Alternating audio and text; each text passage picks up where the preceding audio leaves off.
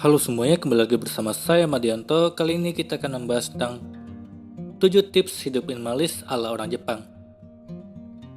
Sedikit lebih baik. Filosofi yang berasal dari ajaran Zen ini sedang menjadi tren. Bagaimana tidak?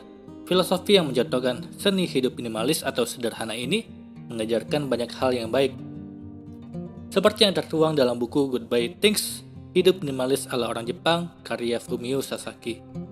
Lewat buku yang menginspirasi ini, sang penulis Fumio Sasaki berbagi pengalaman hidup minimalisnya. Di buku tersebut ia menampilkan foto huniannya lengkap dengan tips cara mengurangi barang yang ada, mulai dari foto kamar tidur, meja kerja, lemari, sampai kamar mandi. Tentunya akan langsung terasa manfaatnya seusai membaca kisah Fumio Sasaki di buku Goodbye Things, Hidup Minimalis ala Orang Jepang. Misalkan kita jadi tersadar bahwa selama ini kita terjebak dalam pola hidup konsumtif. Ketika kita memilih untuk menjalani gaya hidup minimalis ala orang Jepang, tentunya kita akan kembali memikirkan tentang pengeluaran seperlunya. Meski terdengar menggiurkan, untuk memulai pola hidup minimalis ala orang Jepang ini bukan perkara mudah, karena harus membiasakan hal-hal baru. Yang paling sulit yaitu keputusan hidup hanya dengan barang yang benar-benar dibutuhkan. Dari Gramedia Digital ada tips untuk kamu yang ingin mencoba hidup minimalis ala orang Jepang. Diambil dari berbagai sumber, inilah 7 tips yang akan memberikan pengalaman baru untuk kamu. Yang pertama, tanya kembali pada diri sendiri, apa yang paling penting? Prioritas akan membuka mata kita untuk memisahkan mana benda-benda yang diperlukan, mana yang tidak di kehidupan sehari-hari. Buat daftar barang-barang penting itu dan mulai pisahkan. Lalu bagaimana sisanya? Kamu bisa menyumbangkannya atau menjualnya kembali, dan ini berlaku untuk semua yang ada dalam rumah, mulai dari furnitur, peralatan dapur, hingga isi lemari. Kedua, yakin dengan serba minimalis. Memulai gaya hidup minimalis ala orang Jepang harus punya keyakinan dan kesabaran, bukan sekedar ikut-ikutan, tapi memang ingin lebih sederhana di segala hal. Termasuk saat harus memperbaiki barang-barang atau harus memperbaiki hal-hal di sekitar dengan tangan sendiri. Selain itu juga membiasakan diri memakai barang yang bisa didaur ulang untuk meminimalisir pembelian barang baru atau pengeluaran untuk memperbaiki benda. Ketiga, membiasakan diri dengan pola baru. Saat mulai mengurangi barang-barang tempat tinggal akan otomatis terasa lebih lapang. Satu sisi ini akan memberikan kesan lega dan juga enteng. Pasalnya, penghuni tidak perlu susah payah saat beres-beres atau membersihkan rumah. Tapi di sisi lain, pastinya akan ada rasa tak biasa. Belum lagi kalau ada tamu yang berkunjung dan menganggap pola hidup minimalis itu salah satu hal yang belum lumrah. Keempat, pengeluaran hanya untuk yang terbaik. Menjaga semua tetap minimalis pasti akan berpengaruh pada pola pengeluaran.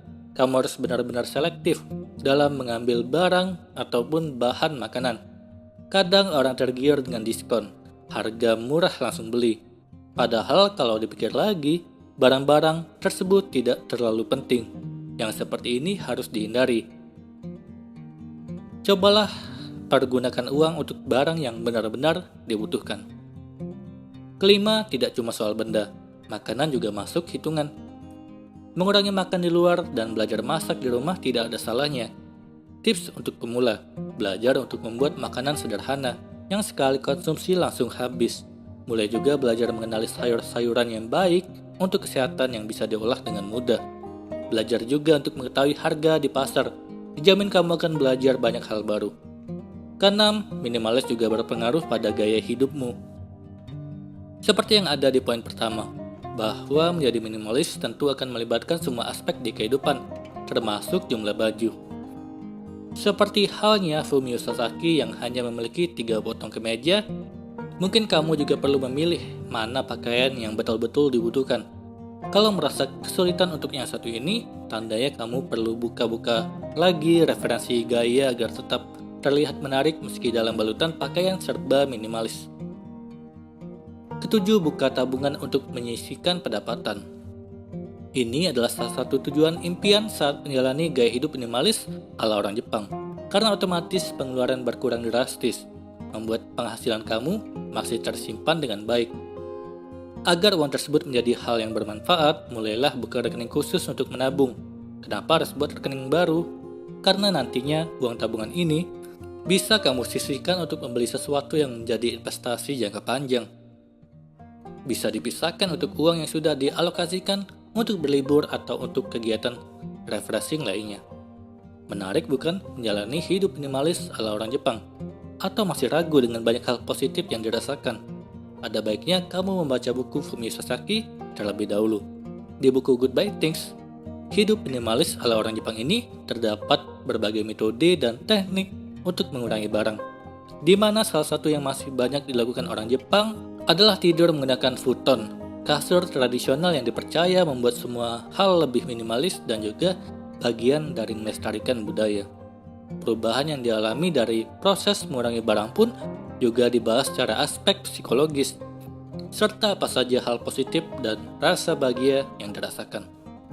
Itulah tadi 7 tips hidup minimalis ala orang Jepang untuk pemula. Kali ini kita akan membahas tentang kenapa sih sedikit itu lebih baik. Gaya hidup minimalis sudah banyak dilirik oleh orang-orang. Gaya hidup ini menerapkan konsep memiliki barang seperlunya saja. Gaya hidup minimalis ternyata bukan sekedar tren belaka, tapi memiliki banyak manfaat. Seperti yang pertama, memiliki rumah yang lebih rapi. Gaya hidup minimalis akan membuat kamu lebih mengenal di mana barang yang benar-benar dibutuhkan dan mana yang hanya diinginkan. Mengenal lebih baik barang-barang akan membuat kita menjadi lebih selektif ketika membeli. Ketika kamu tahu secara pasti barang yang memang diperlukan, maka hal ini akan meminimalisir barang yang dimiliki. Tidak dipungkiri ketika memiliki lebih sedikit barang, maka rumah akan terasa lebih lega. Kamu tidak akan melihat barang-barang berantakan serta menumpuk karena semuanya serba cukup dan tidak berlebihan. Hal ini akan membantu menjaga rumah tetap rapi. Dengan rumah yang rapi, tentu pikiran menjadi lebih tenang. Tidak melihat barang berserakan di mana-mana akan membantu otak menjadi lebih rileks dan terhindar dari stres. Kedua, mengurangi waktu untuk berbenah. Sadarkah kamu bahwa berbenah merupakan salah satu hal yang menyita waktu?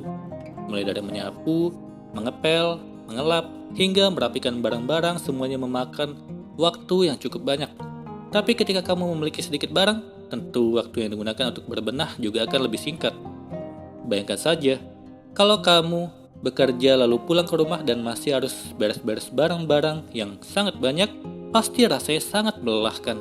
Dengan barang secukupnya, kamu dapat mengurangi waktu berbenah dan lebih banyak beristirahat. Ketiga, menikmati ruang.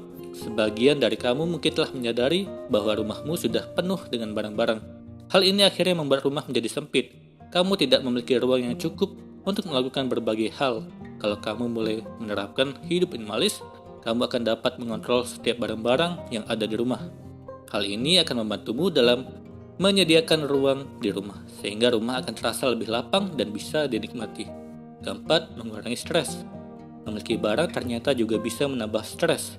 Bayangkan kalau kamu berburu dan harus mencari sesuatu, tapi ternyata barang yang dicari bertumpuk dengan yang lain sehingga sulit ditemukan. Hal ini akan membuat kamu menjadi stres karena tidak lekas menemukannya. Kelima, lebih bebas. Ternyata memiliki barang secukupnya akan membantu merasa lebih bebas, tidak terikat pada barang-barang, dan bisa membuat kamu fokus pada setiap kegiatan. Anggap saja kamu terlalu suka berbelanja. Akhirnya kamu hanya bekerja untuk membeli sesuatu. Hal ini akhirnya akan membuatmu kehabisan waktu dan energi hanya untuk menimbun barang. Keenam, lebih terorganisasi.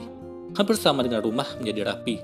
Barang secukupnya juga bisa membuatmu lebih mudah menata barang-barang.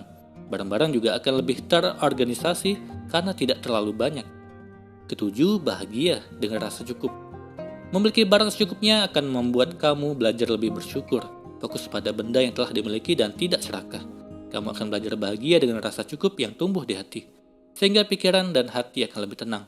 Kali ini kita akan membahas tentang anggapan soal hemat yang perlu diluruskan yang berbeda dengan pelit. Pasti kita sudah sering mendengar nasihat untuk membiasakan diri berhemat, baik itu nasihat yang disampaikan oleh orang tua, orang-orang di sekitar maupun nasihat tertulis yang bertebaran di media sosial dan berbagai artikel lainnya. Tapi pada faktanya, masih banyak orang yang memandang sebelah mata akan hal tersebut. Hal ini terbukti dari banyaknya orang-orang di sekeliling kita yang masih memiliki anggapan kurang benar tentang apa itu hemat. Lantas apa sajakah anggapan terkait hemat yang perlu dibenahi dan diluruskan? Berikut ulasannya. Yang pertama, hemat bukanlah pelit. Tentu kita sudah tidak asing dengan istilah ini, yaitu hemat dan pelit. Tapi yang jadi sorotan yaitu banyaknya orang masih terjebak dalam anggapan bahwa berhemat itu sama dengan pelit. Padahal kalau dicermati dengan benar, ini adalah dua hal yang sungguh berlainan. Menjadi orang yang hemat berarti kamu bisa mengelola pemasukan dan pengeluaran secara seimbang. Kamu mampu menjaga kestabilan finansial agar tidak lebih besar pasak daripada tiang. Sedangkan pelit adalah perilaku di mana kamu terlalu menekan pengeluaran sehingga apa yang menjadi kebutuhan malah tidak tercukupi. Kedua, hemat dan kesuksesan. Walaupun nasihat untuk membiasakan diri berhemat sudah bertebaran, tapi pada kenyataannya masih banyak orang yang memandang sebelah mata akan hal tersebut. Pasti kita sudah tidak asing dengan orang yang berprinsip, sehemat apapun kalau belum waktunya kaya ya tidak akan kaya. Padahal tujuan berhemat yang sesungguhnya bukan untuk menjadi kaya, tapi bagaimana kamu menjaga kestabilan keuangan sehingga kelak tidak akan menyusahkan diri sendiri di akhir. Bagaimanapun juga, keseimbangan kondisi keuangan memiliki peran yang penting dalam kehidupan. Ketiga, berhemat tidak akan membuat uang terkuras pada akhirnya. Membiasakan diri berhemat memang susah-susah gampang. Apalagi kalau ada anggapan bahwa berhemat ataupun tidak pada akhirnya uang akan habis berkuras. Dengan alasan tersebut, pada akhirnya banyak di antara kita yang memilih menghambur-hamburkan uang. Kondisi ini memang terlihat miris. Bagaimanapun juga berhemat bukanlah keputusan yang salah.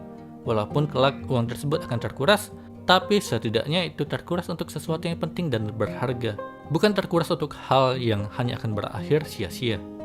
Keempat, hemat akan menyiksa diri sendiri. Memang tidak dapat dipungkiri kalau anggapan yang kurang sesuai terkait apa itu hemat masih bertebaran. Selain beranggapan kalau hemat sama saja dengan pelit, sebagian orang lainnya beranggapan kalau hemat sama saja dengan menyiksa diri.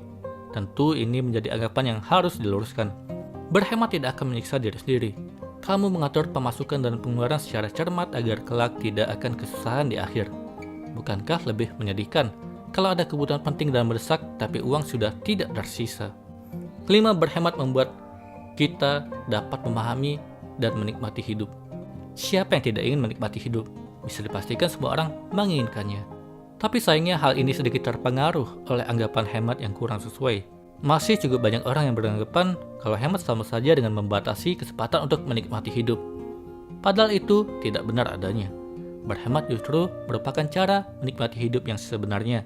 Kamu menjaga kenikmatan hidup yang ada agar tidak hanya bertahan dan bisa dinikmati dalam jangka pendek, tapi dalam jangka panjang. Anggapan yang keliru terkait hemat seringkali menjebak kita dalam gaya hidup boros dan konsumtif. Tapi setelah mengetahui 5 penjelasan tadi, apakah kamu masih ragu untuk mulai berhemat? Pikirkanlah baik-baik. Kali ini kita akan membahas tentang akibat sering beli barang secara kredit. Kebutuhan yang semakin banyak terkadang membuat kita harus pintar memutar otak dan berpikir bagaimana cara bisa memenuhi semuanya. Ketika ada banyak yang perlu dibeli secara bersamaan, seperti mencicil atau kredit kerap jadi solusi yang dianggap memudahkan. Tapi benarkah demikian? Mencicil pada dasarnya sama dengan berutang. Ini memang hal yang sah-sah saja untuk dilakukan. Apalagi bagi sebagian orang, sistem cicilan memang terbukti bisa meringankan beban. Tapi tetap saja ada untung rugi yang harus kita pertimbangkan ketika kamu memutuskan untuk membeli barang dengan cara mencicil. Kalau kamu sudah mulai sering mencicil saat membeli sesuatu, bahkan untuk barang atau hal-hal yang sebetulnya tidak terlalu penting, ada beberapa hal yang perlu diwaspadai. Simaklah penjelasan berikut ini. Mencicil menambah beban keuangan bulanan. Mari kita ambil contoh. Kamu akan membeli smartphone keluaran terbaru dengan sistem cicilan 6 bulan. Kalau mengeluarkan uang untuk membeli cash, kamu mungkin akan merasa berat karena nilainya yang besar. Sistem cicilan 6 bulan ini akan membuat jumlah uang yang kamu keluarkan terkesan lebih kecil. Tapi sebenarnya tidak. Ketika kamu mencicil, kamu akan memiliki pengeluaran tambahan selama 6 bulan. Kalau kamu sudah punya pengeluaran tetap lainnya, cicilan ini tentu akan menambah beban pengeluaran. Lain halnya ketika kamu memilih untuk menabung dan membeli barang secara tunai. maka kamu hanya perlu mengeluarkan uang satu kali tanpa harus memikirkan bagaimana membayar lagi setiap bulannya. Lalu ada juga perihal bunga yang seringkali tidak kita sadari. Adanya kemudahan membeli barang dengan sistem cicilan membuat masyarakat berbondong-bondong mencari lembaga keuangan, baik bank atau non-bank, yang dapat memfasilitasi pembelian yang akan mereka lakukan. Saking semangatnya, kamu jadi tidak sadar bahwa ada bunga yang harus dibayarkan bersama dengan cicilan itu, dan satu lagi, bunga itu sifatnya fluktuatif. Pada akhirnya kamu akan membayar jauh lebih mahal daripada harga barang yang sebenarnya. Lalu, kredit atau cicilan akan membuatmu memiliki mindset bahwa semua barang bisa kamu beli. Salah satu alasan kenapa banyak orang menggunakan sistem cicilan adalah karena mereka bisa mendapatkan semua barang yang mereka inginkan. Inilah sebuah mindset yang jika tertanam terus-menerus dalam pikiran bisa membahayakan. Adanya sistem kredit membuat kita berpikir bahwa semua barang yang bisa dikreditkan pasti bisa kita miliki. Ini kerap membuat kamu lupa bahwa kadang kemampuan keuangan kita sebenarnya belum sampai pada tahap mampu membeli barang tersebut. Alih-alih punya konsep seperti ini, lebih baik berpegang pada prinsip Jay-Z. Kalau kamu tidak bisa membeli 2 kali dari nilai barang yang ingin kamu beli, sebaiknya pertimbangkan kembali keputusanmu. Yang terakhir membuatmu lupa membedakan antara keinginan dengan kebutuhan. Banyak orang sulit membedakan antara keinginan dengan kebutuhan, dan adanya sistem kredit mungkin akan membuat kamu jauh lebih bingung lagi. Karena merasa semua mudah, kamu pun bisa dengan mudah memutuskan untuk membeli segalanya. Membeli barang dengan sistem kredit atau cicilan tentu tidak salah, tapi kamu tetap harus mempertimbangkan untung ruginya. Apakah barang tersebut memang kamu butuhkan? Apakah keuntungan yang diperoleh dengan membeli kredit jauh lebih besar dibanding bunganya? Kalau iya, maka silakan membeli dengan cara kredit selama besaran cicilannya tidak lebih dari 30% penghasilanmu. Semoga ini bermanfaat. Sekian dan terima kasih.